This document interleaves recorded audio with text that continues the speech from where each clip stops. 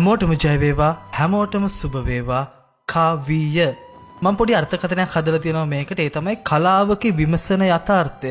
යථාර්ථය විමසන්න පුළුවන් කලාවක් විදිහට කවිය අඳුර ගන්න පුළුවන්. ඉතින් කවිය කියන එකට බොහෝ අර්ථකථන නිර්වචන අද වෙනකොට ලෝකේ සෑහෙන තියෙනවා අතීතයේ ඉඳලම. ඒ වගේම තමයි කවිය කියන්නේ හැම මිනිස්සෙටම හරි ළඟම මාධ්‍යයක්. කියන්නේ අපි හැමෝටම ළඟ සමීප මාධ්‍යයක්. ඉතින් අන්න ඒ වගේ නමකින් නම් කරපු ගීතයක් තමයි අද තෝරගත්තේ. කවිය බොහෝ පෙම් කවි ලියූ පසුවද සියුම් කැපුමක් මෙන් රැඳී. ඒ කියන්නේ දැන් මෙන්න මෙහෙම හිතන්න. බොහෝ පෙම් කවි. ඒ කියන්නේ අපි එක ප්‍රේම සම්බන්ධතාවයක් ඇතුළේ අපි විවිධාකාර විදිහට ප්‍රේම කරනවා. විවිධාකාර අත්දැකීම්, විවිධාකාර බෙදා ගැනීම ඇතුළේ අපි ආදරය කරනවා. ඒ වගේම තමයි ප්‍රේම කතා ගොඩක්. ඒ කියන්නේ අපේ ජීවිතේ ප්‍රේම කතා විශාල වශයෙන් තියෙන පුළුවන්. ඒ කියන්නේ එකකට වඩා වැඩි ප්‍රමාණයක් තියෙනවා. ඒ කියන්නේ ඒ වගේම ගොඩක්. එතකොට බොහෝ පෙම් කවි ලියූ පසුවද. ඒ කියන්නේ මේ කවි ගොඩක් ලිව්වට පස්සේ ප්‍රේම කතා ගොඩකට පස්සේ සියුම් කැපුමක් මෙන් රැඳී. සියුම් කැපුමක් කියන්නේ හිතන්න බ්ලේඩ් එකකින් කැපුවම කොහොමද වේදනාව?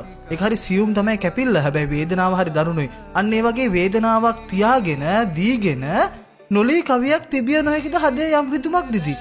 අච්චර කවි ලිව්වට පස්සෙත් නොලී කවියක් තියෙන්න බැරිද? ඒ කියන්නේ හිතන්න අපිට ලියාගන්න බැරි වෙච්ච කවියක්. කවදාවත් අපිට ඉෂ්ට කරගන්න බැරි වෙච්ච බලාපොරොත්තුවක්. එහෙම නැත්නම් අපිට මග හැරිච්ච දෙයක්. එහෙම නැත්නම් අපිට අතහැරිච්ච දෙයක්. එහෙම නැත්නම් අපි මග හරවගත්ත දෙයක්. එහෙම නැත්නම් අපිට අපි කියන්නේ අපිට කරගන්න බැරි වෙච්ච දෙයක්. ඔය වගේ මොනවා හරි දෙයක්, පශ්චාත්තාවපයක් ඇතිවෙන්නා වූ දෙයක්. එහෙම නැත්නම් මේ මොහොතේ දේ කරන දෙයක් අපේ අනාගතයට ගියාට පස්සේ හැරිලා බලද්දී අපිට වේදනාවක් ඇති කරන දෙයක් තියෙන්න බැරිද? යම් රිදුමක් දිදී, යම් කිසි වේදනාවක් දිදී. තියුණු රුදු සැත් ලෙසින් සැමරුම් සෙමෙන් පාරන මුත්තැනි. අන්න එහෙම වේදනාව දිදී තියෙනකොට සෙමෙන් පාරනවා සැමරුම් මැවිල්ලා. ඒ කියන්නේ දැන් හිතන්න ආදර කතාවක් තියෙනවා අපේ ජීවිතේ. මම එක උදාහරණයක් ගන්නම් ආදර කතාවකි. අන්න එහෙම ආදර කතාවක් අපේ ජීවිතේ තියෙනකොට ඒ ආදර කතාවේදී වෙන යම්කිසි දෙයක් නිසා, මොකක් හරි ප්‍රශ්නයක් නිසා අපෙන් ඒ ආදරේ වෙන් වෙලා යනවා. අපිට ඒක නැති වෙනවා. අන්න ඊට පස්සේ අර ඉන්නකන් එතනින් එහාට අපේ සැමරුම් මතකයන් ඇවිල්ලා අපිට රිද්දනවා. ඒව මොන වගේද අපිට රිද්දන්නේ?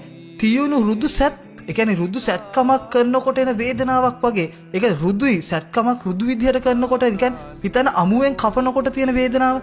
අන්න ඒ වගේ වේදනාවක් තමයි ඒ සැමරුම් ගෙනත් දෙන්නේ. සිඳුණු හැකි වෙද කෙලස කිකලක එවන් හද පාරන බැමි. අන්න ඒ වේදනාවක් එනකොට අර ඒකට හේතු වෙන කාරණා, ඒකට පශ්චාත්තාපයට හේතු වෙන දේවල් කොච්චර කාලයකට සිඳින්න පුළුවන්ද? ඒ කියන්නේ කී කාලයකට නම් ඒක නවත්තගෙන ඉන්න පුළුවන්ද?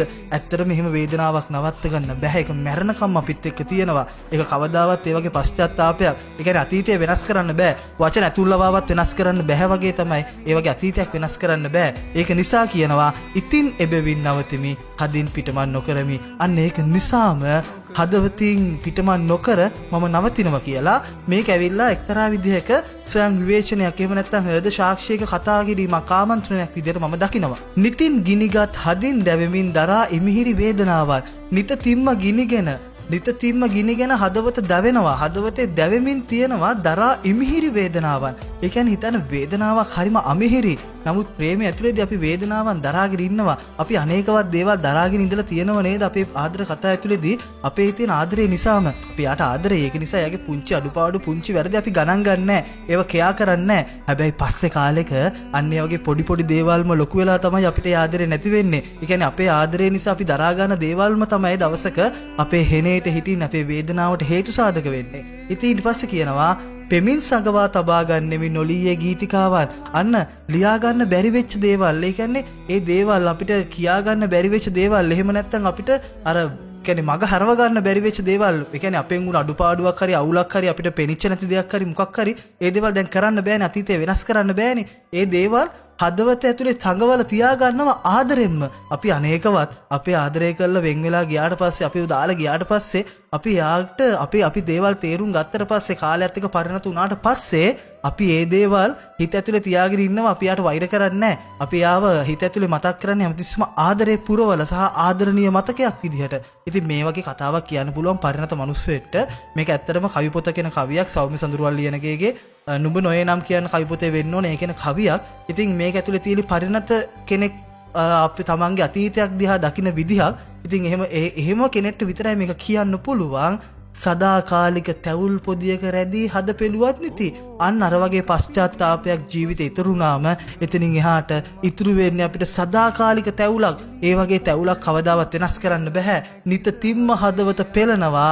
එතකොට ලියා අවසන් කවක් කෙලවර මැකී විය කියා නොදී. ඒ කියන්නේ අන්න එහෙම වේදනාවක් ඉතුරු වුණාට පස්සේ එහෙම දෙයක් කියන්නේ අතීතයේ යම් වැරද්දක් අපි පස්සේ කාලෙක දැක්කට පස්සේ අපි අඳුරගත්තට පස්සේ ඒ ආදර සම්බන්ධතාවය ඉවර වුණත් ඒක ලියලා ඉවර කරලා තිබුණත් ඒක ඉවර වෙලා නැහැ. ඒක නිතින්ම වේදනාවත් එක්ක අලුත් වෙනවා. ලියා අවසන් කවක් කෙලවර මැකී විය කියා නොදී. ඒ කියන්නේ ලියලා ඉවර කරපු කවියක් අවසානයේ ඒක ඉවර වෙන්නේ නැහැ. ඒක නැවතීම තිතක් තියන්න වෙන්නේ නැහැ. හැමදාම ක්‍රමාද දායනවා. වේදනාව කියන්නේ අන්න එහෙම දෙයක්. වේදනාව කියන්නේ අපිත් එක්ක හැම මොහොතකම එන දෙයක්. ඉතින් අන්න ඒක නිසා ඉතින් නෙබෙවින් නවතෙමි. හදින් පිටමන් නොකරමි. මේක අපේ ජීවිත අත්දැකීම් එක හිතන්න. අපි ආදරය කරලා තියෙනවා. ආදරය කරපු තැනකින් අපි වෙන් වෙනවා.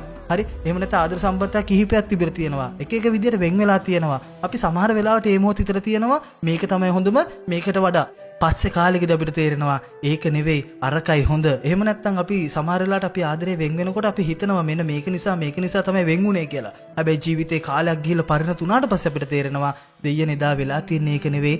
අද්දෙයනේ මෙන්න මේකනේ වෙලා තියෙන්නේ කියලා. අන්නේ පසුතැවීම අපිත් එක්ක හැමදාම එනවා. එතකොට අර ඉවර කරපු ආදරේ කවදාවත් ඉවර වෙන්නේ නැහැ. මතකයන් වලින් වේදනාවත් එක්ක නැවත අලුත් වෙනවා. ඉතින් නෙබෙවින් නවතිමි. හදින් පිට මන් නොකරමි කියලා අනේකවත් තැන්වල අපි ඕන තරම් කියනවා සහ හිතලා ඇති.